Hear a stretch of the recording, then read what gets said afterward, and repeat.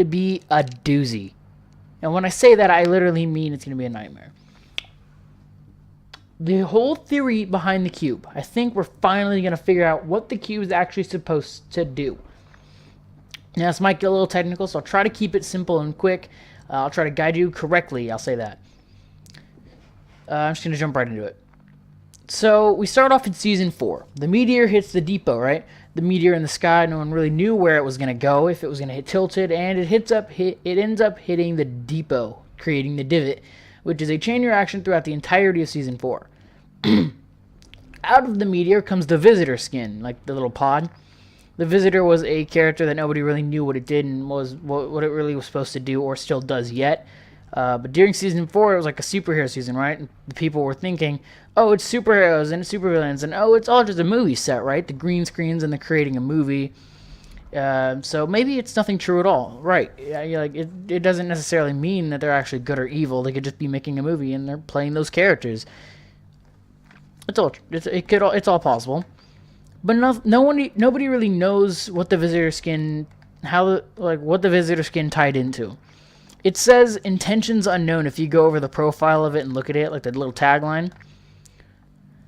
So we're not really sure how the visitor fits into this just yet. But the evil lair collects parts of the meteor that impacted the divot, part of his pod essentially, and he creates a rocket with it and uses it for fuel or whatever he does. The evil villain of Season 4, essentially, and we don't even know if he is evil.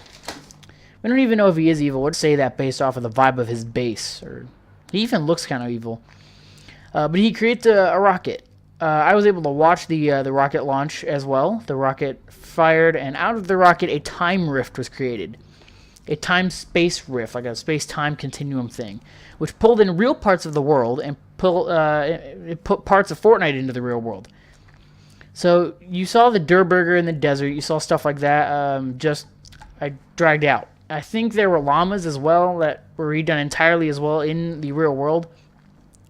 So the rocket creates a time rift, and out of the time rift we go into Season 5.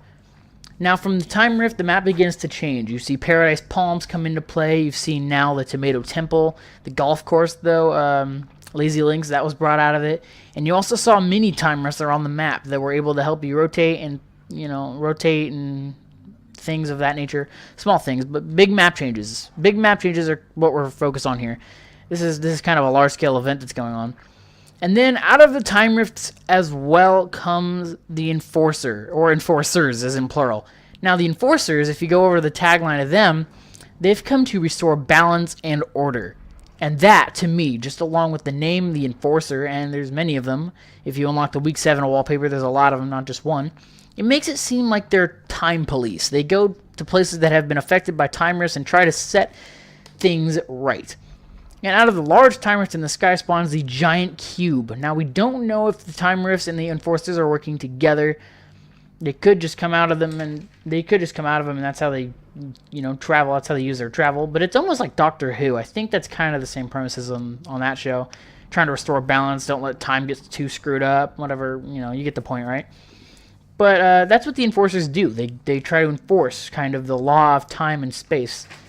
Sorry, my script is freaking out. The fan's on. I'm a big boy now. I'm not going to lie. I'm using a script. I'm a big boy. Don't worry.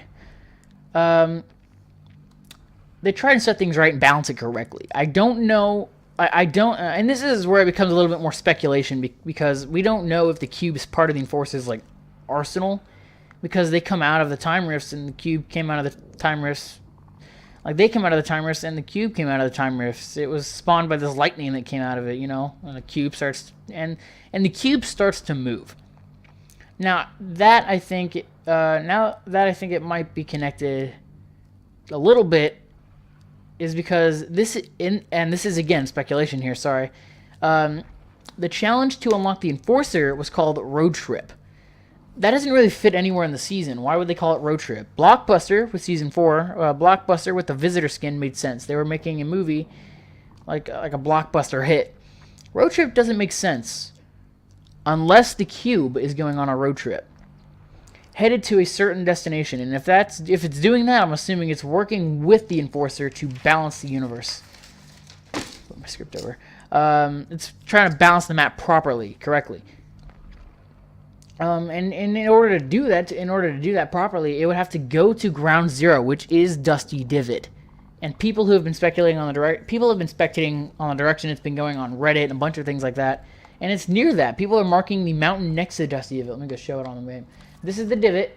This is the mountain next to it, which I call Mount Olympus. And I watch a lot of YouTubers, and a lot of YouTubers call it that. So eventually it kind of stuck with me too.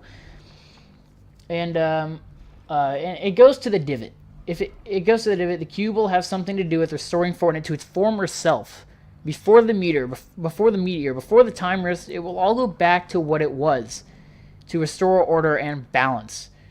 That's the premise of this quick little video. That's the whole theory behind it. It ties in Season 4 to Season 5. It works in hints that were given out not only on the characters unlocked, like the Visitor and the Enforcers, but the names of the challenges. I honestly think it fits well. I don't think it's too far out there, honestly.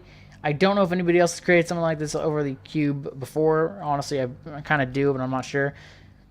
But yeah, I would like to point that out. That is the theory. That is a theory I got. Someone else said that, and I'm not going to lie, it was pretty awesome. I'll link it to the real video. I just made a quick version of the video. If you guys have your own theories on whatever, you guys have your own theory, you feel free to use that description. You're allowed to. You're allowed to use that description. There's a comment section, you go down there and you either type out or you spell, because you might be using, you might even be trying to use the, you might be using your phone, which is how I watch my YouTube videos. Oh, also, I'd like to point out as a little Easter egg, while the first time I tried to record this video, the cube moved since then. I'd like to point that out. So I tried to record this video about an hour ago. Then I went and took a bathroom break because I was frustrated and tried to rewrite my script a little bit. I didn't really. Let's try to get higher up here.